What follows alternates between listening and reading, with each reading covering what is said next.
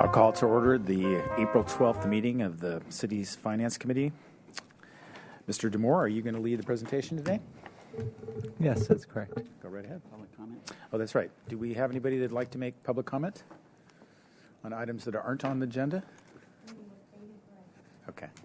Seeing none, we'll go right to the presentation. All right. Thank you, members of the Finance Committee. My name is Brian Demore. I'm the city engineer, and I will be presenting today some highlights of the Streets Capital program and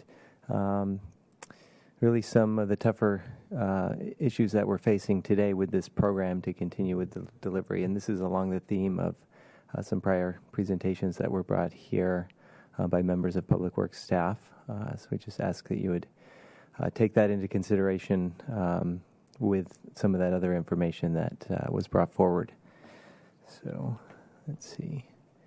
The purpose is to provide an overview of the Streets Capital program, which includes the prioritization, how we develop the projects, how we get them listed, and then different funding sources, the levels of funding historically, including grants. That'll be a good portion of this topic today. And then a discussion of some current capital projects.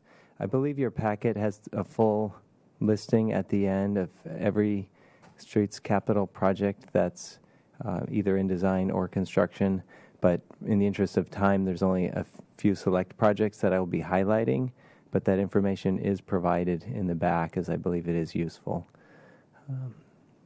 And then we will also talk about the FY17 capital program budget and how that wraps into future maintenance needs and the choices that we're making as staff as we go about recommending a budget. And when I talk about maintenance today, I want you to be aware that as the city engineer, I oversee the capital program.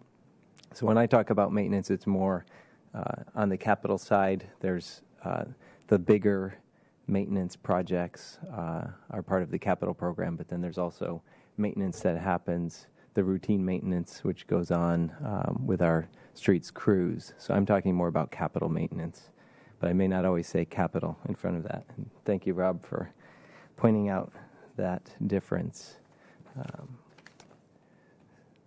So the Streets Capital Program projects are first listed in the CIP. Members of the committee should be pretty aware of that document, so I'm not going to get into too much detail with that. But I did want to highlight some of what was presented in the last version of the CIP, which I think really lays the groundwork for why we're here today. And it says basic infrastructure such as streets, sidewalks, libraries, community centers, police and fire stations, and recreation facilities need to be addressed so that we may keep a viable and functioning city while preserving its legacy. And then tough decisions will need to be made in order to maintain Santa Barbara's high standards and our quality way of life, and that the city will continue to look for opportunities to leverage funds wisely and fund capital projects. So that's all taken straight out of the CIP. I think that's good context for this presentation. Within the CIP, there's this segment for Streets Capital is under a heading called Streets Capital / Alternative Transportation. And Public Works staff puts together a list of projects in that category, and they're ranked based on exposure, cost of deferral, project delivery, leverage, and city policy. And we use that matrix more or less as a tool to help us prioritize projects, and we use that as we put together the budget.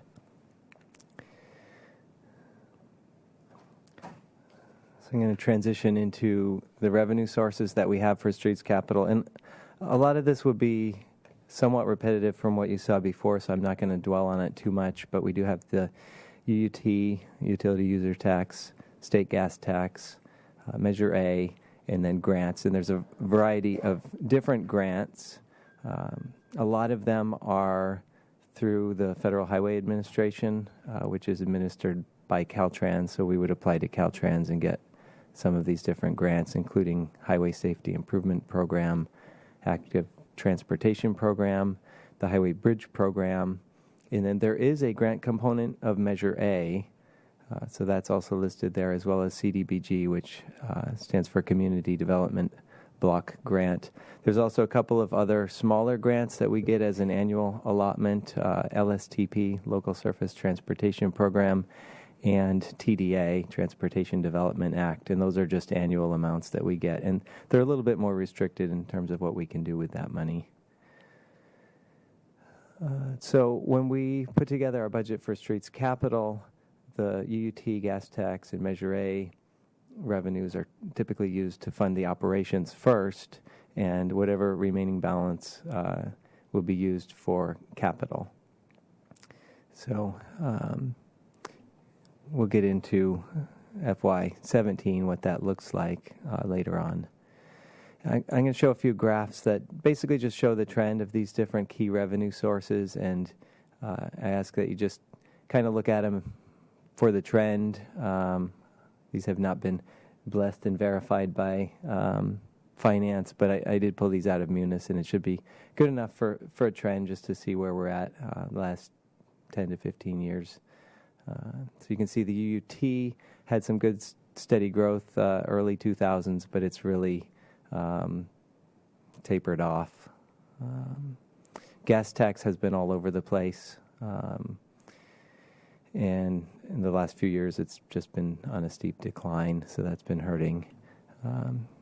Measure D, which then became Measure A in 2009, that went down pretty sharply with the recession, but part of that was also there's some money that used to pass through us that would go on to MTD that now just goes straight for those transit activities.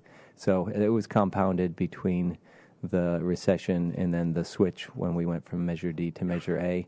But even if you factored that in, we've probably just about recovered where we would have been prior to the recession. So the growth that we've had has not been outstanding, but at least it has been growing as we've climbed out of the recession. So, as I said, we're going to look at FY17, the budget. So if you looked at those key revenue sources, and then, as I said, we fund operations out of that, and there's a certain amount that's available then for capital. And if you look at, as we went from 16 to 17, it's a huge drop. Part of the reason for that is in FY16, we did budget use of reserves to help fund the capital program. And we had a pretty sizable amount of reserves, and it seemed like a safe thing to tap into that. And then when some of our revenue sources didn't hit their targets, that ended up sending us to a point where we may be ending FY16 slightly negative on reserves. So we're forced, as we budget for FY17, to be a lot more conservative to make sure that we can build back a reasonable reserve balance. Councilmember White. Thank you. When you say negative, are we below policy or fresh out? That's a great question. Right. So there's not a policy for this program, but we have an internal goal of maintaining 5% of the operating budget, which is a little bit over $500,000. So we are actually fresh out, though, for FY16. So not below the 500,000, but below zero. So we're trying to build back up to that $500,000 level because different things can happen throughout the year, and it's nice to have some small cushion, which we have had in the past. So it's probably a good point in time to just kind of clarify that this isn't an enterprise fund in the typical description of that for budgeting purposes. This is an accounting program that has a way of tracking the outside revenue sources that have to be accounted for by the state and regional agencies, but it's not an enterprise fund where the revenues stay exclusively in the program and the costs do as well, right? How would you clarify that for the public's edification? Yeah, I guess. There we go. Bob's going to jump in Mr. on this. Samara's going to help. Thank you, committee members. Bob Samario, Finance Director. So you're right. The Streets Fund is considered a special revenue fund, and as such, it's not subject to the same policy requirements as our general fund or enterprise funds. So the staff decide that they want to maintain 5%, but it is used to account for restricted monies, whether it be UT, gas tax, Measure A, or grant funds. But again, not subject to our policy requirements for reserves. Okay, thank you. Are there other things like this, or is this kind of an anomaly? Yeah, there is. Every single fund that is not an enterprise fund or the general fund is not subject to a policy. So we have a number of special revenue funds like our Creeks Fund, our CDBG grants funds, those kinds of things. We don't have a reserve requirement for those. Okay, thank you. Sorry for the tangent. No problem. So this next slide gives a little bit more detail about that reserve balance, and it's showing a projection. We'll know as we get to the end of the year and run the final numbers, but there is a projection that it would dip into negative territory at the end of FY16, and then with the limited capital budget for 17, we start to build that back up, and then we begin to hit more of a steady state for capital in moving into FY18, 19. But that number for capital of maybe up to 2.2 million is below what we've had historically. So it's not a great number, but it's certainly better than what we're looking at for FY17. And the number there, the 1.8, that does include the little bit from LSTP and TDA. So that's a slightly different number than what's on the previous slide. Member Dominguez. So regarding the reserve here, for my general understanding, why do we have a kind of a separate reserve from the city's regular reserve? So if there was a streets emergency, couldn't we pull from the regular reserve fund? Yes, we could. I think a lot of times we like to, for public works, for engineering, transportation, I guess there's different categories of emergencies, and there's just some smaller things that come up, the unplanned drainage failure, and it's nice to be able to have our own reserve and not have to rely on the city's reserve for that. Yeah, to kind of expand on that, certainly if we have a major disaster, some of the monies that we have in our general fund would go to our repairing streets, for example. What we look for in some of these funds, like the Streets Capital Fund that have a large operating component, is to try to maintain, apart from the reserve requirements we talk about for disasters and economic contingencies, is some operating reserve. So, for example, we have some of our internal service funds, like the Facilities Fund. It's good to have some operating reserve in there. It's not subject to our normal policies, but they think they look at 5 or 10% just in case there are some dips in revenues or some emergency comes up. When I say emergency, not a natural disaster, but an operational emergency, they have the money to do so versus just being at zero all the time. So it's always just good to have a little bit of cushion in there. So is it kind of like a cash flow reserve? Yeah, so it's a good way to look at it. Okay, Yes. and is that because you're dealing with a lot of restricted funds? No, I think just because sometimes, let's say we had a road repair that needed to be done that wasn't planned, not budgeted, and if you have no reserves and as a cushion, if you're always operating at zero level reserves, then how are you going to fund that? So it's good to have some level of cushion in case something unexpected comes up to respond to those kinds of things, separate from natural disasters or anything like that. So my only, observation there would be to make sure that when we talk about reserves as a city, and I don't know if there's other reserves in other departments, we kind of group these together and have an asterisk so we're not over-reserving or under-reserving, so that it's kind of understood just in the sense of full transparency for people who are keeping track at home on their spreadsheets. They know where all the cash reserves are. Yeah, and recognize we kind of manage that as well. We don't want to see $2 million of reserves in the streets fund where it could be better used for pavement, for example. So we work with them as well to make sure that those are appropriate levels. Thank you. Okay, so moving on. As we establish our budget, we typically do not budget for grants because the grants are a little bit less predictable, and normally we wait until we're more certain of the grant, and we'll take that to council as a separate action. But there is a lot of grant activity within the Streets Capital Program, and I wanted to get into some more detail on that. So within Public Works, we have staff that collaborate on the conception of a grant and with the we look at our priorities within the CIP. Unfortunately, our top priority projects are not always attractive for the grant agencies. So sometimes we have to go down our list, and at times it's a bit of a debate over, well, how far down do you go on the list till it becomes not really worth going after that grant. So those are the kind of things that go on internally as we look at that. But we do try to leverage the limited city funds that we do have to be able to fund capital projects from within the CIP.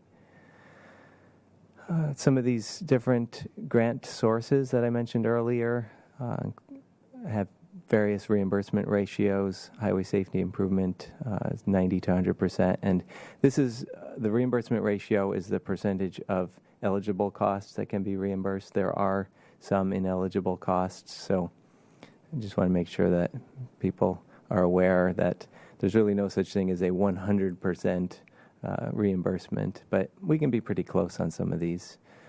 Active transportation program also up to 100%. And the highway bridge program, which has been very successful for us, that ranges from 88.53 to 100% depending on the road classification. Measure A reimbursement rate varies, as well as with CDBG. CDBG restricts eligible costs to the construction contract only, typically. So we have to find ways, and lately it's been through the general fund to come up with the funds needed to complete the design, and the construction management costs also have to be funded through city funds. So overall, if you looked at our streets capital program and looked at the expenditures since going back to 2004, you can see there's been really great growth within the capital program, and I've divided this up between the different colors. Hopefully that shows up well, where you can see that the growth has really been on the grant portion of it, whereas the city portion has actually, if anything, gone down over that time. So we've been able to grow our capital program despite having a reduction in the amount of city funds available to deliver capital. However, as I mentioned before, we can't always pick our top priority project when we go after a grant. So it's generally a good news story, but it's not like we're spending $20 to $25 million on our number one or number two project. So right now we have 30 active capital projects. There's 7 that are in construction, and we have 23 in planning or design. It's over $100 million worth of work. The match, if you added that all up together, it's 25% city funds. A lot of this work, as you've seen recently with the bridges, a lot of this is nearing completion. So I think it's right now probably more valuable to talk about what we have in design. So I categorized those 23 projects and included the grant amount and the city amount. So you can see there's still a lot of bridge work that's in design. We have a bunch of pedestrian safety projects, some sidewalk infill and access ramp projects. And then, unfortunately, the pavement maintenance, there just isn't any grant money out there for that. So that one is taking up the bulk of our city funds, but there's no leverage available. And then we have some bicycle and pedestrian amenities that are primarily grant funded. So of those projects that are in design, we believe right now we have sufficient funds that have been appropriated to complete those projects. However, like I said, it's 100% or whatever the percentage is, it's of eligible costs. And as we develop these projects, we uncover what could be ineligible costs, or at times the estimates can go up. So we're tracking these projects closely and trying to keep a close tab on the cost so we can keep the city portion steady if that goes up, we're going to be challenged on being able to deliver what we have committed to at this point. And that's a problem because there's insufficient funds for capital maintenance. It's not like we can have our design project that's already been approved. If the cost goes up by $200,000 and that's not funded by the grant, I don't know where the $200,000 comes from because we're already cut to the bare bone on maintenance. We, as you see from this slide, the current annual need is roughly $7.5 million. That's just for pavement, and we're only budgeting in FY17 1.5. So we think the need is in the $5 to $6 million range just for pavement, which is why if we look back at that budget, you'll see that most of the money is going towards maintenance needs, primarily pavement, but also a little bit for drainage and for streetlights. And we're facing some real dilemmas even today with the FY16 budget. The streetlight account that we have is nearly in the hole, and there's some work that needs to be done. Jim Dewey's here, but I know there's a streetlight, there's a circuit that's out, and we'd like to get that up and running again, and we're trying to figure out where those funds are going to come from. Similarly, the drainage maintenance account, which was funded at $75,000 level, which is just not enough to do much of anything. We're just in a reactionary mode, and that account has gone negative right now, and that'll be one of our third quarter adjustments, but we haven't figured out where we're going to recommend taking those funds from. As we said, we don't have reserves. There's unencumbered funds in pavement maintenance, but that's a tough sell to try to pull it from pavement maintenance. So those are some of the issues that we're facing right now in FY16, and looking at the FY17 budget, those same issues will pop up again, I'm sure. Mr. Chair. Yes, Councilmember Dominguez. So on the committee report that was submitted for today, it goes over the actual tax revenues. And utility tax is $7 million, gas tax is 1.8, Measure A is 3.6, and then the capital budget shows 1.4. And I know at some of the previous sessions they've talked about what percentage of each of these three end up in the 1.4, but where is the lion's share? It looks like it's 7, 9, about 11.5 million, and then we only end up with 10% to get that 1.5 million number. So where's the other 90% going? Right, I think in the previous committee meeting, I think that was the one that Rob presented at, gave a bigger breakdown on where all of those funds are distributed into public works, and I don't have that in front of me, but the different operating areas, which would be so streets, pavement, sidewalks, signage and striping, some of the in-house here, public works, administration, transportation planning, engineering, traffic engineering. Trying to think if I'm forgetting anything, but we can get you a more detailed breakdown on that if you're interested.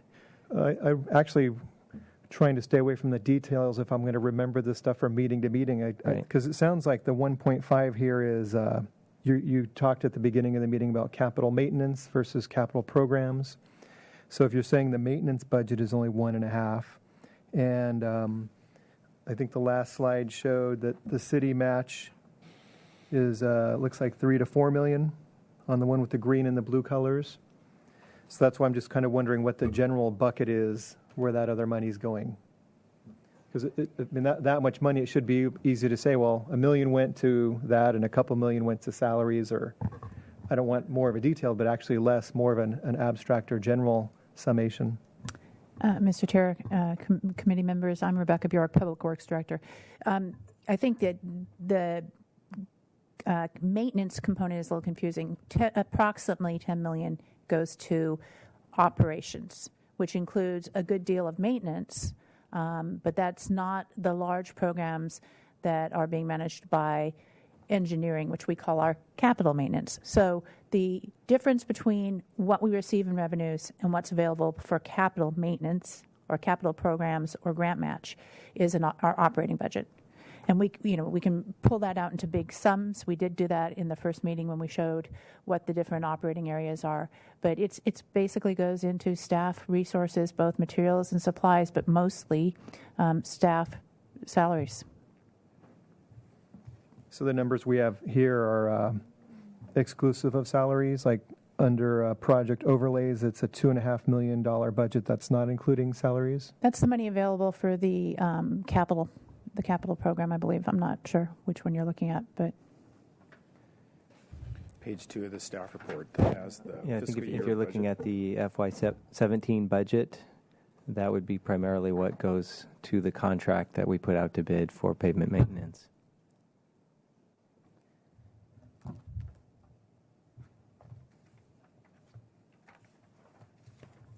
yeah, again, this is all the work that's being managed by the engineering department in Division 2 do our larger projects, which we tend to bid out competitively as opposed to managing them with our in-house staff resources.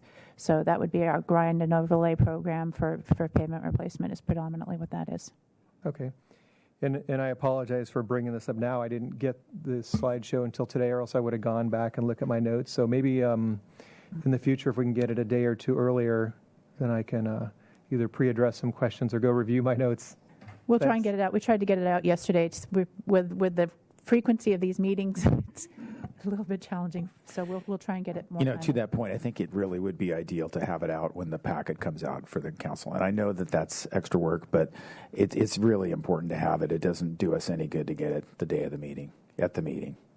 We'll take a look at our schedule then. Thanks.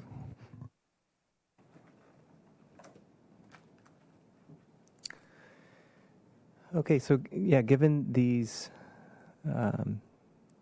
concerns that I highlighted about some of our maintenance accounts for drainage, streetlights, and we all know about pavement, I did want to highlight a few of the projects, the capital projects that we are working on from the different categories that were listed previously, just to give the committee a sense of some of the capital work that we're working on, the amount of city funds that are involved in delivering that project, and what it would look like if we were to say it's better to divert this funds to the routine maintenance operations rather than do this capital project. I'm not trying to make a recommendation because these are hard decisions, but I think it's good information, and staff, we've been going over this the last couple of weeks in detail. So just there's a few projects that I wanted to highlight, but in your packet, I do have the whole list of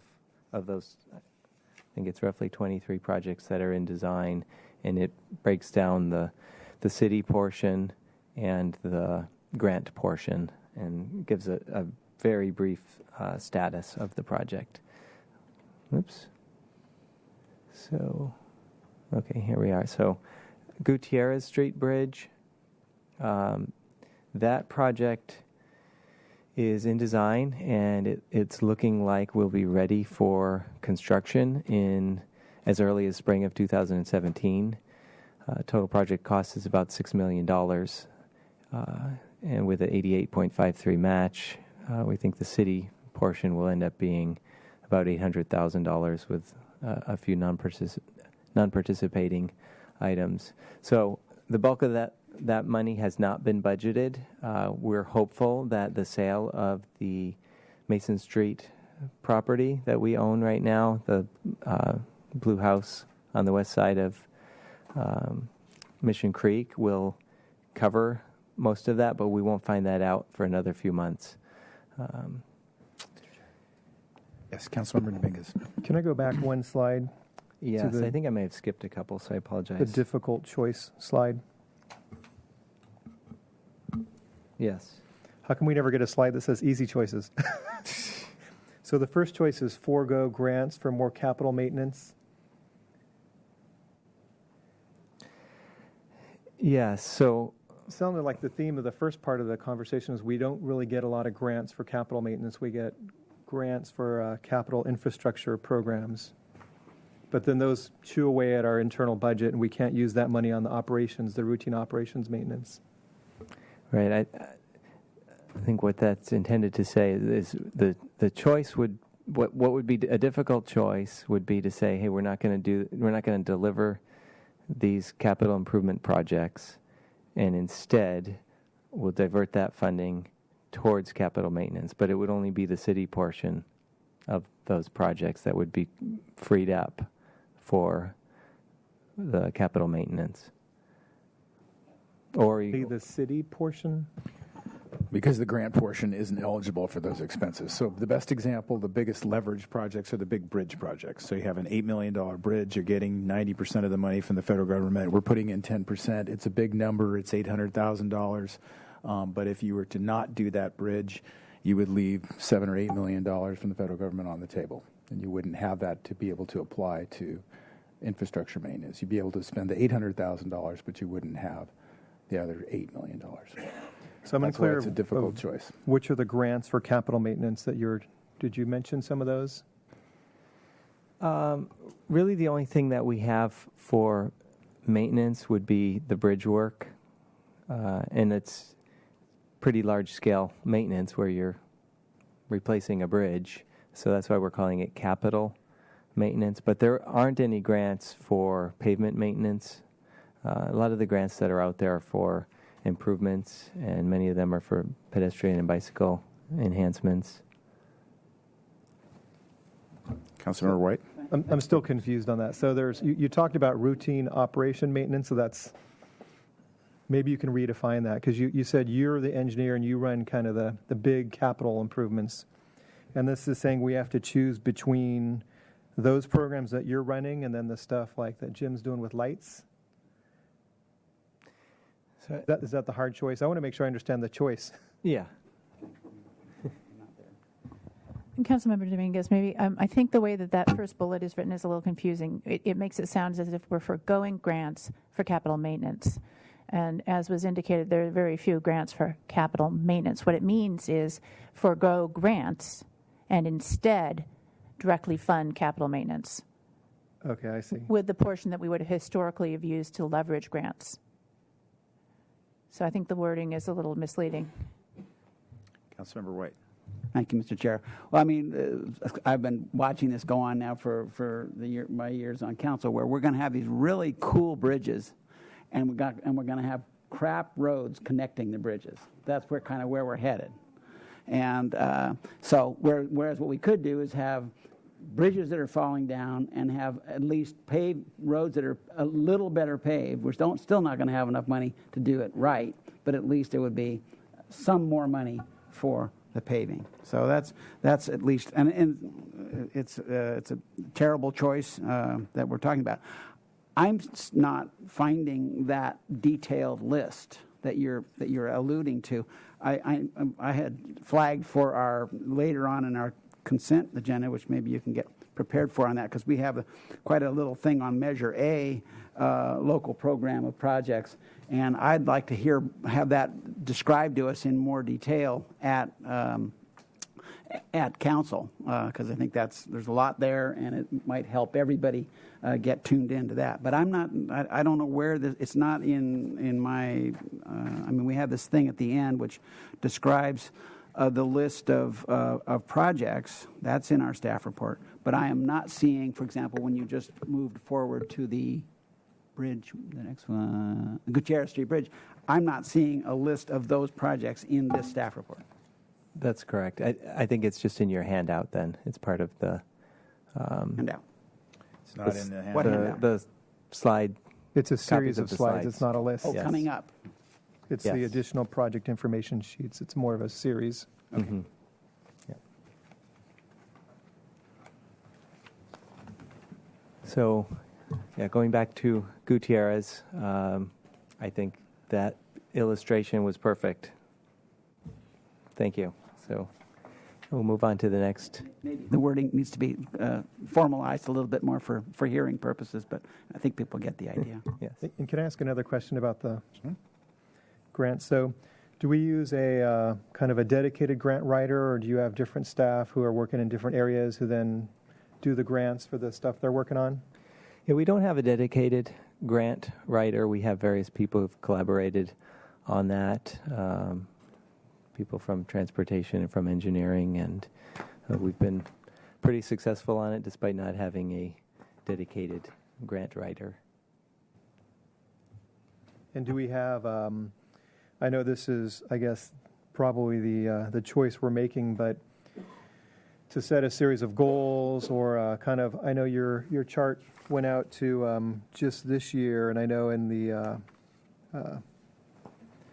actually the capital projects report, it talks a little more down the line, but do we have a sense of where we want to be going with grants for the next 5 or 10 years?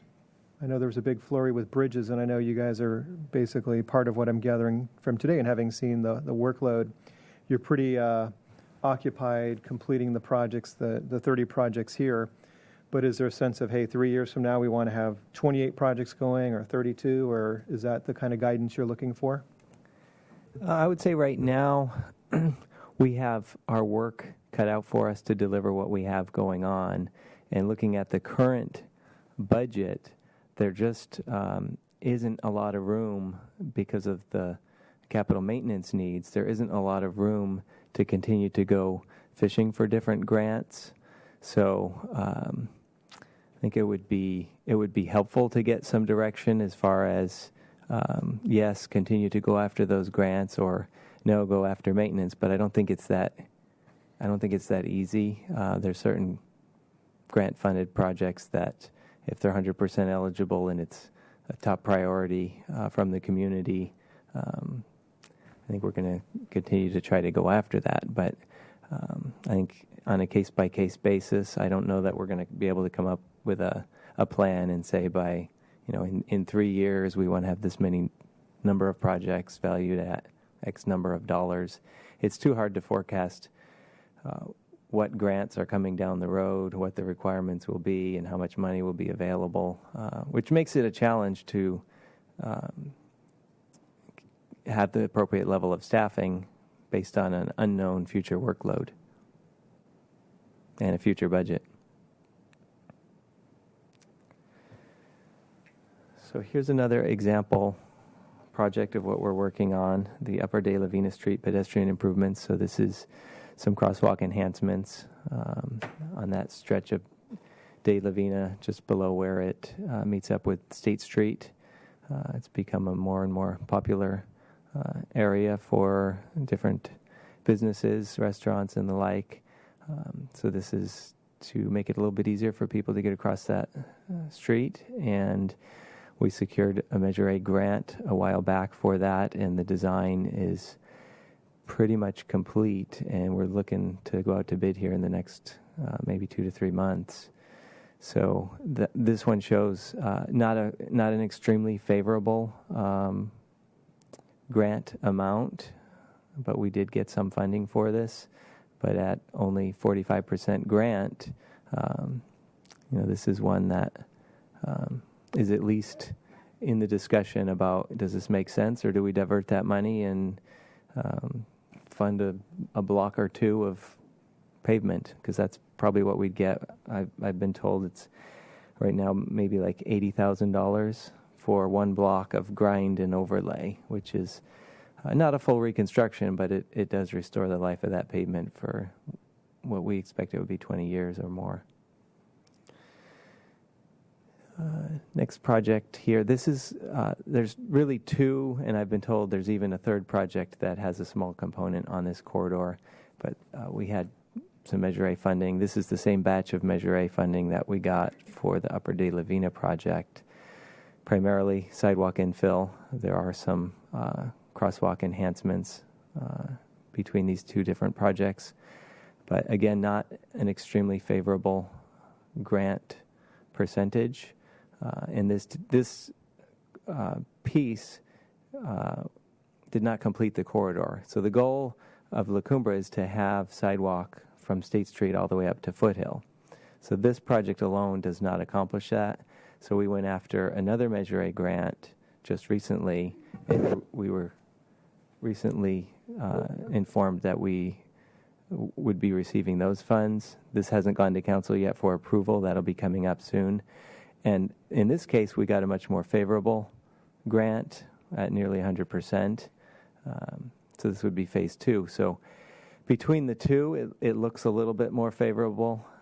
And I think the two projects need to be looked at together as we decide what to do here. And maybe it's a conversation with SB CAG. But I just wanted to present these two as another project that we're working on and some of the choices that we're looking into due to the maintenance needs. Last one I wanted to highlight is this Green Lane intersection markings project, which was another Measure A grant. Hasn't gone to council yet. It will be going shortly. It's a pretty good match from the grant, but the city portion is enough that it's in consideration for does this make sense? Do we go forward with this or do we do more pavement maintenance? Not an easy choice. And with any of these infrastructure improvements, there's not just the cost of the city match, but then we also have to account for the fact that now there's new infrastructure that we have to take in and continue to maintain. And we haven't had a lot of experience with green lanes. The city doesn't have any, but there will be a cost in the future to continue to maintain that. So that's also in our minds as we contemplate how to move forward with our capital projects. So I think that's the end of my list of projects. In the handout, as I said, I do have the list of all of the projects that are in design, and I'm happy to share that electronically because those are very small sheets for you to look at. I'm tempted to have you just go through all of these. Is this a comprehensive list of all the projects that have grant funding? I mean, I don't know what the other committee members think, but part of our charge, I think, is to really put the light, transparent light on all of these issues for the public. And, having these ones that you highlighted is a good start to that. Mm-hmm. But there's another 25 or so that kind of point out this range of grant versus city costs. I'm sure there's many people that have different views of all these different projects, would spend, if they were in charge of the decision, would fund some and not others. But it probably is not a bad use of our time to go through them. I don't know what the other committee members think. Councilmember Dominguez? I'm happy to do that. Can I ask a separate question first? Go ahead. And it looks like there's 25 of them, so it's pretty close to the 30, and we've already gone over 3, so that may be an exhaustive list.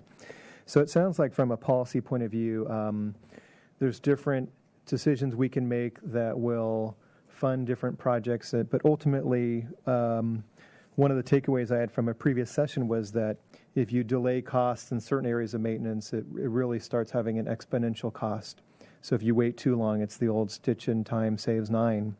So what I'd like to see at some point from the department is a best case scenario that's price tag neutral. In other words, if we won the lottery, what would make this the most sense where we weren't overspending? In other words, we're not fixing the same street every year, but what's the optimum path to save the most money, even if it would cost more money up front? In other words, to give us the optimum price tag on a moving forward.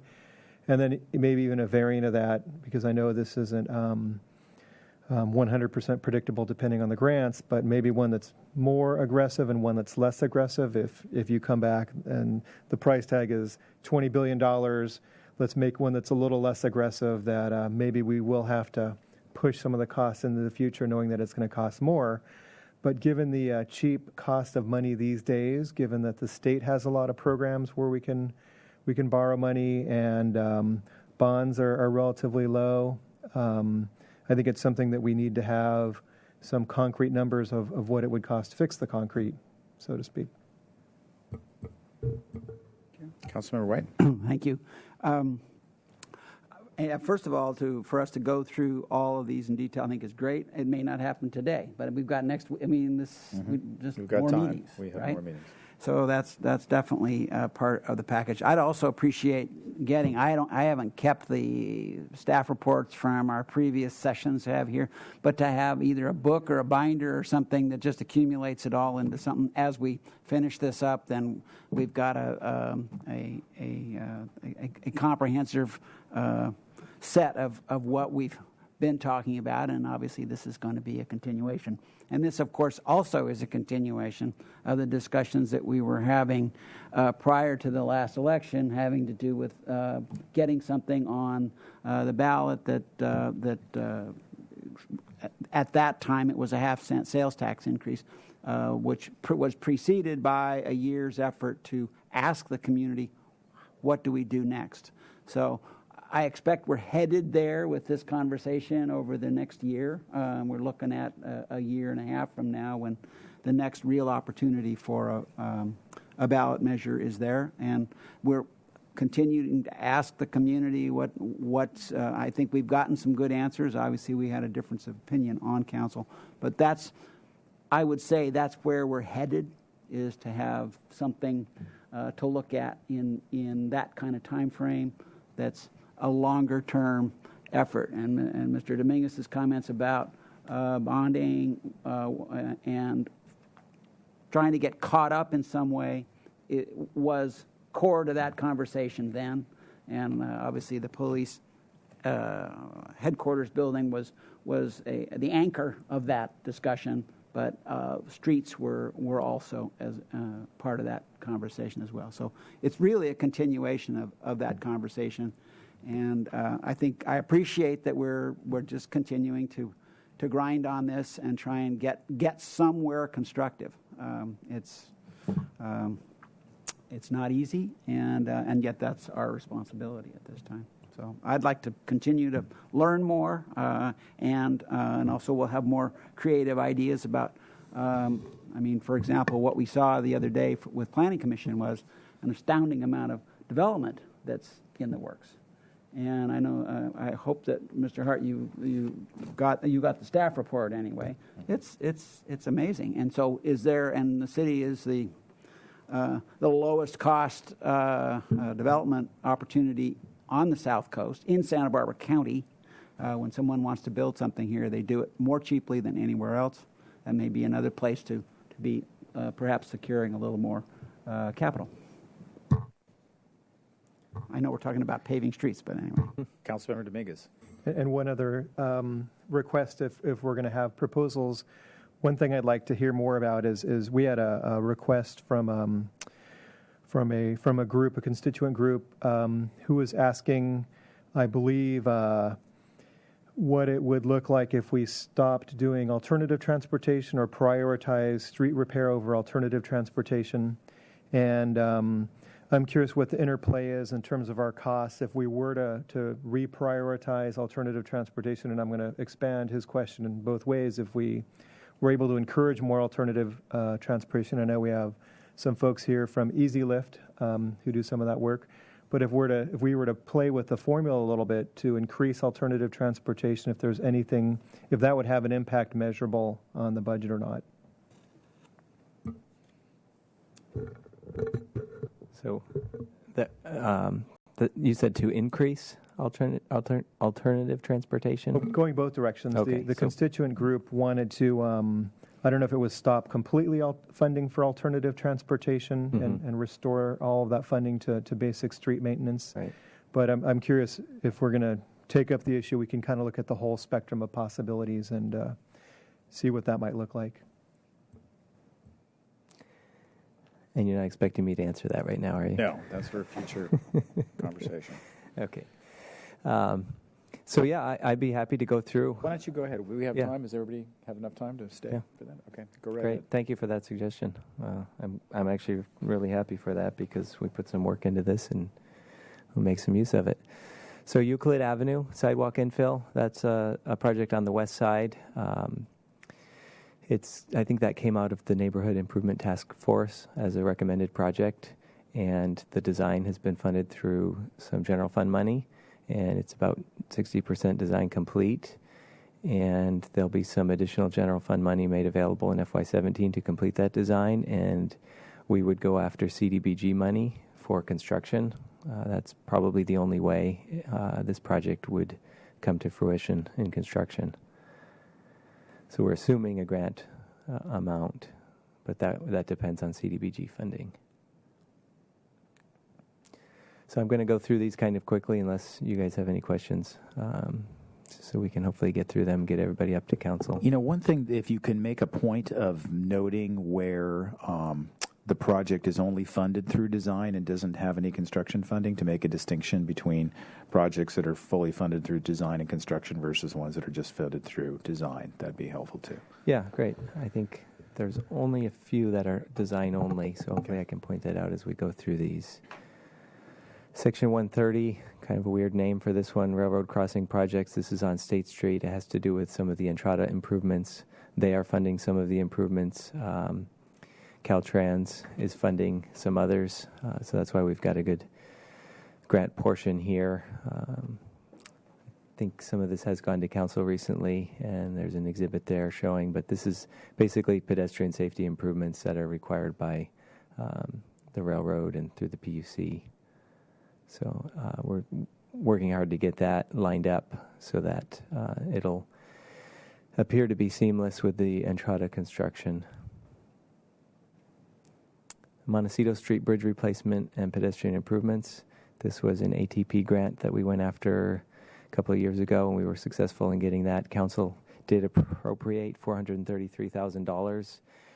Before that grant program was even made available, and it was going to be just some kind of a interim solution to that difficult crossing, and we ended up leveraging that money and applied for the grant, which is allowing us now to replace the bridge and really do the project right.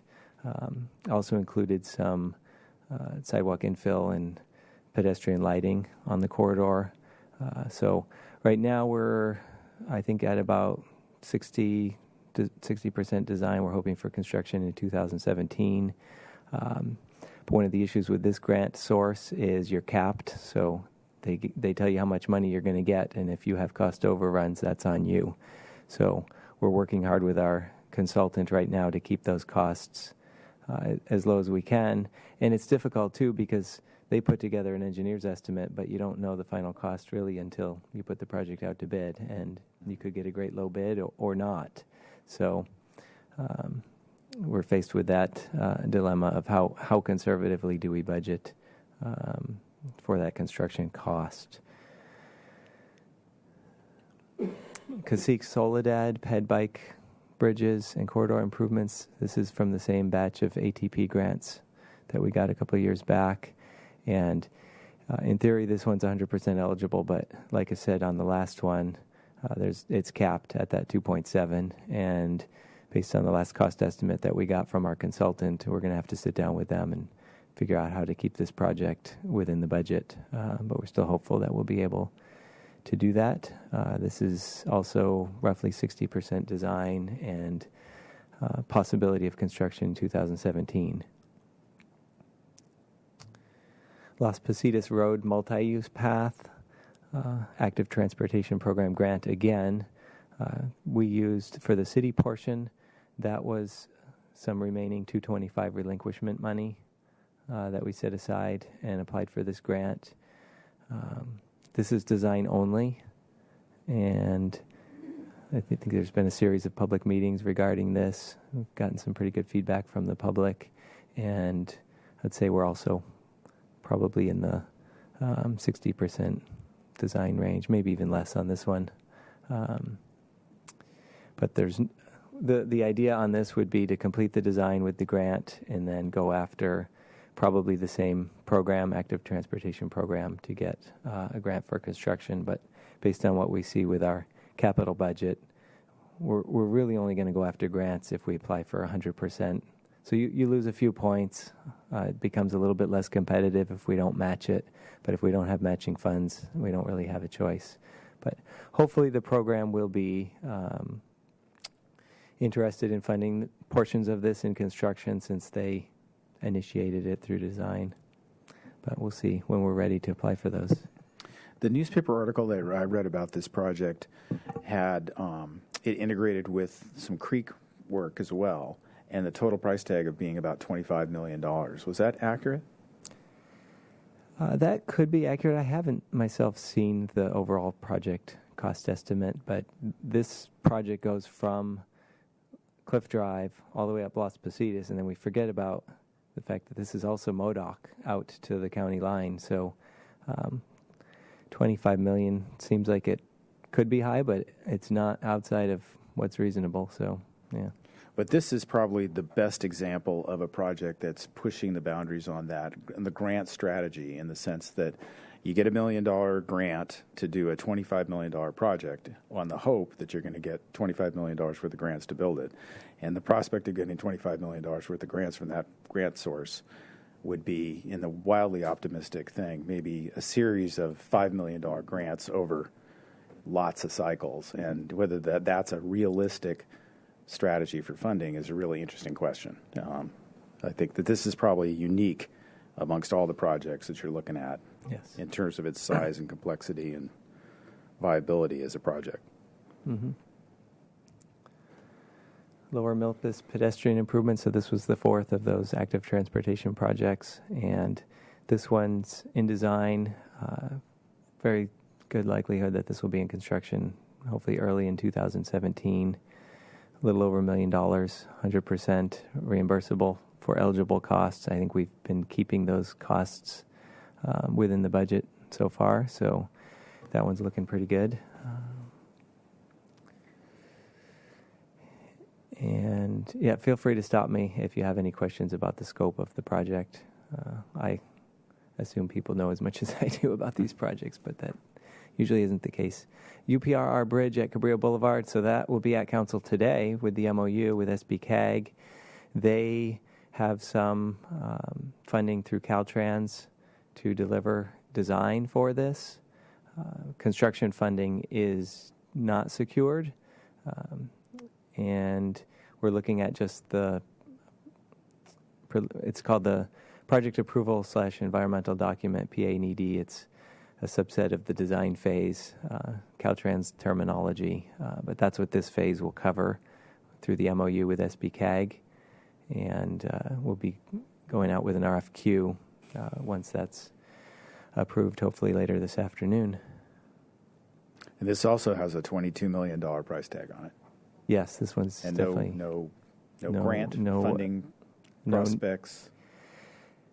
It would probably compete. Well, I guess anything could compete for ATP. We could apply, Right. But that's another question too. Is it even worth applying? Because that's an effort that we have to put forth, and if we don't get it, it may not even be worth that effort. Mm-hmm. So, yeah, it's a good project, but it's very expensive.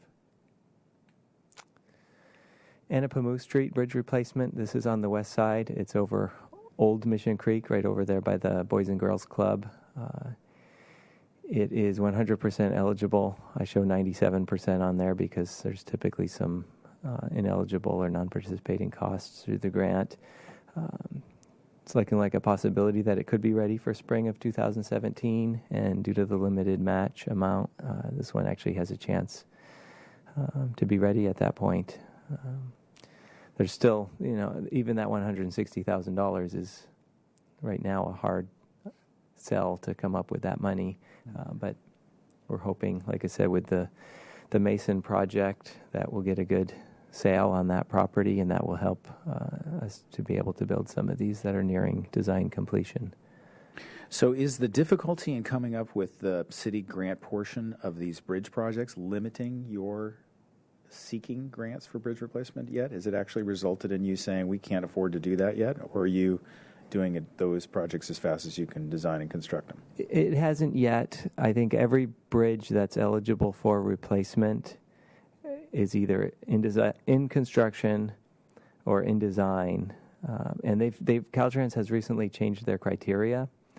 And what we've seen is the sufficiency ratings, which is the number that comes out of their inspections, have gone up with their new, the way they're inspecting these now. So there'll be fewer projects that are even eligible for replacement. So I think as we get through this batch that we're currently working on, we're going to move more towards a preventative maintenance program, and I think that's probably a good thing, both from a local perspective, but also from a statewide perspective.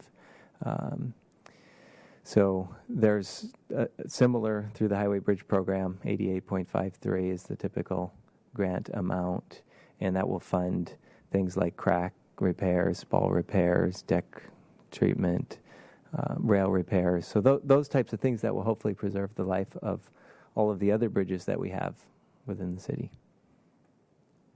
So we'll be seeing more of that as we get through this, all these replacements. So actually here it is, Bridge Preventative Maintenance Phase 2. So we completed a prior phase, and this is Phase 2 at 7 different locations, and it's, like I said, deck treatment, crack and spalling, rail repairs. That will be in construction later this year, and I'm hoping that we'll get a Phase 3 scoped out and have that in the works before the end of the year. Cabrillo Boulevard Bridge replacement, that's in construction, so I'm not going to dwell on that one too much, but that did, there was a lot of city money that went into that project, and I think it's a good project and it needed to happen, so nobody's questioning that. And last night, the traffic control changed, so we are now, people can drive across the new half of the bridge on the, we're calling it the mountainside. So the picture here that is on there is old. That's the old bridge, and that will be, demolition will begin on that later in the year, and should be completed early 2017. Coda Street Bridge replacement, we had the ribbon cutting, so I guess we don't need to talk about that one too much, but there is some punch list items, some minor work, and then closing it out with Caltrans. De La Guerra Street Bridge replacement, that's in design. I say that construction is pending match funding. This one's a little bit further up the creek, so I think this one's going to probably sit on the shelf for a bit, and maybe it'll wait until flood control gets up to that section of Lower Mission Creek and time it with that. But we do have design ongoing and nearing completion. Mason Street Bridge replacement, largely complete.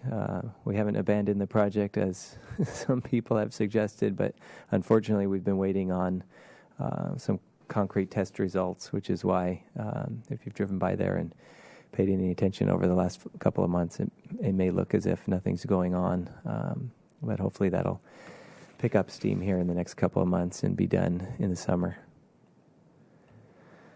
Quiniento Street Bridge replacement, that's on Sycamore Creek, the upper part of Sycamore Creek. This is due to the roadway classification. It's 100% eligible for the participating costs, and we're looking at spring of 2017 or 18. And part of the issue on this one is with the Montecito Street Bridge project also in design and lining up at about the same time frame. From a traffic control perspective, there's no way we could do both of them at the same time, so we're just pushing them both kind of equally, and Montecito will have the priority if they're both ready for spring 2017, and then this one would wait and go in 2018. Laguna Pump Station operational improvements. So we are winding down on some of the work that was described, and we were able to get the $500,000 was general fund money. So that was, I think, a couple of years back, and we cleared the whole entire channel from the tide gates all the way to the freeway of vegetation. So that was an effort that happened throughout the winter, and we're happy to see that that's done, and we have permits in place now where we can continue to do that on an as-needed basis. Looking at some improvements for the tide gates, but also wanted to mention that we've also taken advantage of active permits that we have to manage the sand out in front of the tide gates, and we believe that may be more effective than relying on the tide gates to be able to open and close. So that's been something we haven't done much of in the past, but we were able to this winter, working with the resource agencies to manage the sand out in front of the tide gates. Councilmember White? Yeah, thank you. Could you describe that a little bit more? Manage the sand in front of the tide gates. Is Chris here? I don't see. Chris, What does that mean? are you able to describe that More sand dredging, management that's been going on? Dredging, sending the spill somewhere else. What? Spoil, I guess is the word. Not spill, spoil. Whoops. Good afternoon, Chris Toth, Transportation Manager. We were working on emergency permit basis to move sand there downstream of the tide gates at the Laguna Pump Station. And we were all El Nino planning mode, working furiously to how to do this with emergency permits from the resource agencies. And in passing, we saw other city staff pushing sand along the beach. And we said, how do they get to do it when we don't get to do it? So we coordinated with Waterfront, and lo and behold, Waterfront staff helped us out immensely by sharing with us their active permit for beach sand management that they have at Waterfront. So we coordinated with the resource agencies, found that we could utilize that existing permit. And what our staff has done is, in advance of every potential storm event, gone out and dug the beach down to the permitted level downstream of the tide gates so that they would function adequately with the pump discharge from the pump station and obviate the need to somehow lower or rather raise these old tide gates and get them to function to perform that work. And so it's very effective. And so with that in mind, we're working to get to continue coordinating with Waterfront Department, but figure out design-wise if it's more effective to do something else with the pump station rather than spend a lot of money on repairing those old tide gates. Thank you. Okay. And for the infrastructure that we have down there, unfortunately, over all the years, we're constantly looking for grants to do improvements and haven't been successful to date on that, but we do hope to be able to land some kind of a grant to improve the infrastructure. It's just badly needed, and a large portion of town depends on that facility to operate. Zone 2 pavement maintenance. So this is substantially complete. There was some overlay, crack seal, and some slurry seal, which was recently completed. So you may have seen that around town just in the last month or so. So Zone 3 is the next pavement maintenance project that is in design, and we'll be out to bid on that probably in the next month. And unfortunately, there are no grants for this type of work that we've been able to uncover.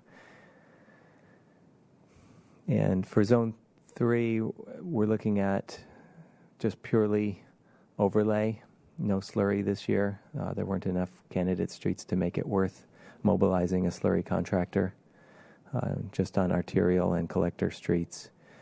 But we are, engineering and transportation are working collaboratively to come up with some alternative approaches to some of the work that we used to put out to bid, getting streets crews on board to perform some of that work. So I'm optimistic that that will help with some of the maintenance needs that we have for pavement. HSIP, Highway Safety Improvement Program, crosswalk enhancements. This is pretty much complete with the exception of the Cabrillo-Anacapa intersection, which is somewhat unnoticed because of the bridge project that's happening right adjacent to it. And there was quite a bit of city funds that went into that. This is one of those where we were capped and the cost estimates went up during design, and then construction costs were higher than we had originally forecasted. We still hope to go back to Caltrans and see if we can recover that because it is eligible up to 90%, and this program does sometimes allow for an adjustment. It's not as flexible as the bridge program, but there is some flexibility. HSIP crosswalk enhancements phase 2. So this is a new highway safety improvement project at a couple of locations, Alamar, Puesta del Sol, and La Cumbre Road at Caicita. So when I talked about La Cumbre sidewalk infill a while back, I mentioned that there's really 3 projects. This is the third component of that work. And knowing we were facing issues with matching, I think we've been more strategic in how we've gone after grants recently. So you see this one was 100% for the eligible costs. Highway Safety Improvement Project traffic signal upgrades. This is in construction all throughout town. I think it says it on there, 40 intersections. Primarily what you'll notice when this project is completed is a lot more of the countdown timers. And we did get a good match from Caltrans, and they adjusted this for us as we developed this project and uncovered that there were a lot more underground conduits that needed to be replaced due to the condition, and they came through and continued to fund that at 90%. Las Positas Cliff Drive, that we have a $750,000 grant that we've been holding for a good number of years, and we're finally getting to the point now where we're going to be able to bid this thing in a few months and be in construction this fall, but only funded because of general fund money that came in to help make this project happen. So construction in the fall. Excited to see this project. It's been on the list since I've been here, so almost 10 years, and probably even before that. Old Coast Highway pedestrian improvements. So additional sidewalk and access ramps along Old Coast Highway from Salinas to another sidewalk infill project, which is funded from CDBG. So you can kind of see there's a theme sometimes where we're piecing work together just because one grant source may not fund the whole thing. And this one is recently awarded from Measure A, so it'll be coming to council soon. And it's not a huge city match on this one. Old Coast Highway crossing improvements. This is, I believe, so it's in design. I believe this one is CDBG. I don't know as much detail on this one, but sidewalk infill, some curb extensions. Okay, yeah, maybe it's not sidewalk infill. It's the curb extensions and the flashing beacons. So this is, I think, in conjunction with a parks project within the Muni tennis courts. I think they're putting in a park and some ADA access through the park, and so this would connect up with that. West Side access ramps, phase 2. So we've typically gone after CDBG funding to construct access ramps. We've had a pretty good program for prioritizing and completing sidewalk access ramps, and the people who allocate the CDBG money have tended to like these ramp projects. What we've done recently is take some general fund money to complete the design, so when we apply for the CDBG money for construction, it's ready to go, and they'll know that we can turn it out in their short turnaround timelines. So this is phase 2. We just completed phase 1 on the west side recently. Traffic signal upgrades phase 2. This one is 100% grant, and it says requesting authorization from Caltrans. I think this is Highway Safety Improvement Program funding, 23 different intersections. And that was the end of the additional projects, so I don't know how much time we have at this point. But I don't think we have a lot, but I think that was really valuable to go through the whole list like that, so I appreciate you taking the time to do that. Any other comments or questions for staff? Well, Right here, Councilmember White. Where are we on this sequence? So we have, maybe staff could summarize for us what are the next steps here? I mean, we've Members of the committee, Councilmember White, we are trying to make sure that we first provide you sufficient background information, that you have the information to help you in making decisions and making recommendations. The next step is really to start looking at the operational issues that we're facing and some of the decisions that we need to make about priority, what is going to be funded, what's not going to be funded, as well as looking at potentially different funding sources within the city, which of course we don't have any areas of surplus money, but we have some areas that aren't quite in such dire need. So talking about options for possibly moving funding for things from one place to another, and coming to you with a list of things that we've identified and potential alternatives. They're all relatively small, quite frankly, but we feel at this point, as you can see, we're wondering whether to add grant money, match money to go for grants. We really think any money we can divert to improving the sidewalks and roadways is worth it, and that's our top priority, is to identify those opportunities and then tell you where there are trade-offs to be made so that you can make recommendations to council and direct us. I'm very aware of your time. I think you may have public comment. okay. So, and on this, how many meetings are we talking about then from here? Well, we're thinking at least 2 more. We would, at least 2 more. We'd like to be able to present it to you, have you have some time to think about it, so you don't have to go cold on it, and then give us recommendations. All right. Thank you.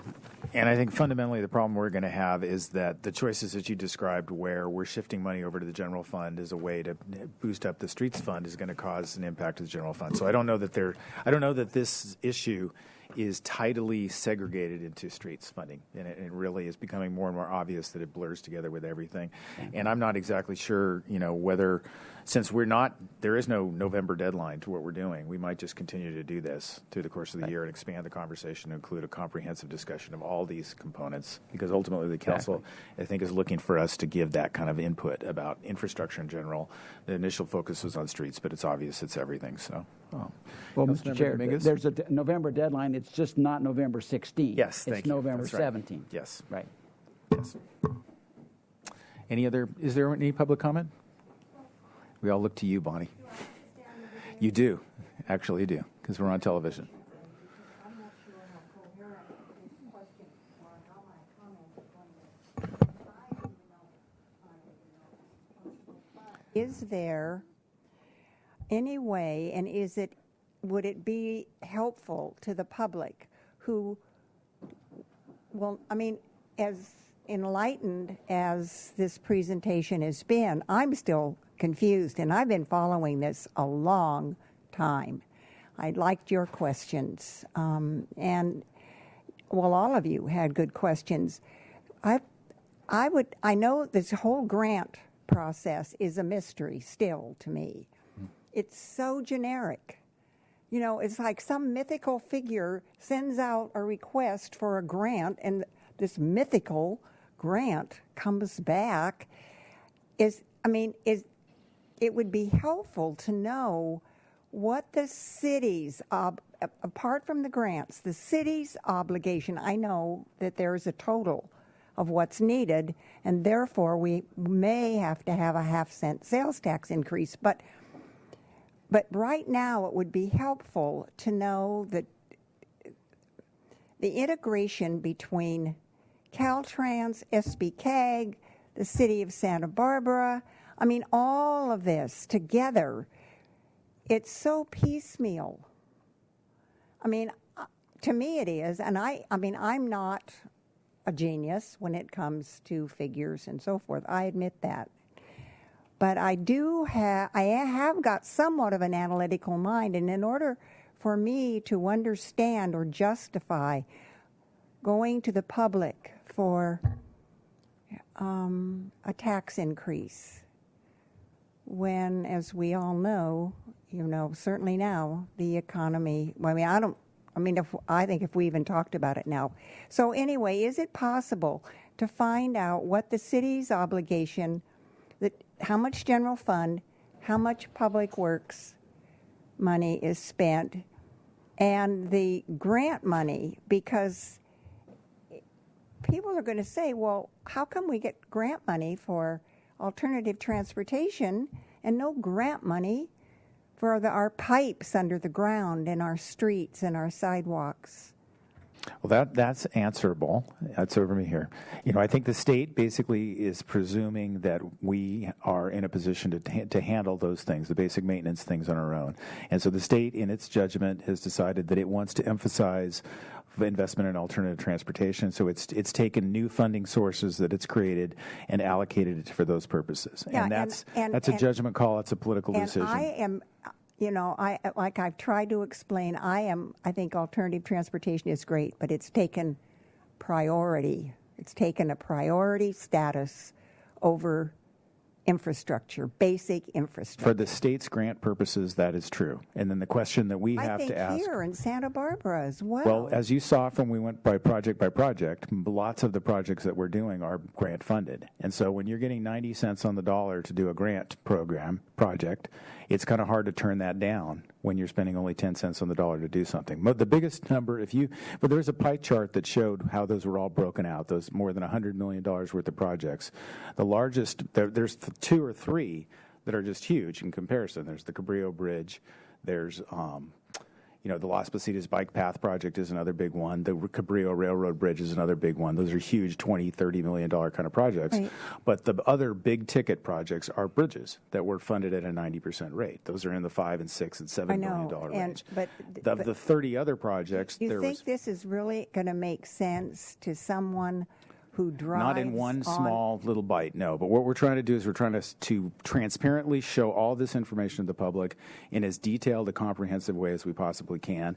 And then I think at the end of the discussion, I think there will be clear trends that emerge from that. But at this point, you're right. There's a forest for the trees problem. Yeah. It isn't comprehensible. It is not logical in all cases. It just is what it is. This is the system that's evolved, and we're trying to explain something very complicated, in small little bites so people can digest it. And we're not at the point where I would expect you to be able to digest it, but we're hopefully going to get there. So would it be helpful to have a sum total of all the grants, not clear through to 2018, but just current? Yeah, we could cut these numbers a lot of different ways, and I think I think staff has asked, or we've asked for different ways of looking at this too, and I think we'll do that as time goes on. And the city's obligation and the grant, what all these pieces. Thank you. Yeah, and I think we are out of time, so we need to get to the council meeting. So unless there's another comment, Councilmember Roy. Would appreciate just being this quick comment. I think that Ms. Raisin's essential comment of having sometime a cartoon of our funding sources. They're just clouds of saying this is this funding source, this is this funding source for folks to start with would help. And of course, the amounts. I just think that would be helpful somewhere along the way. And with that, we're adjourned. Thanks.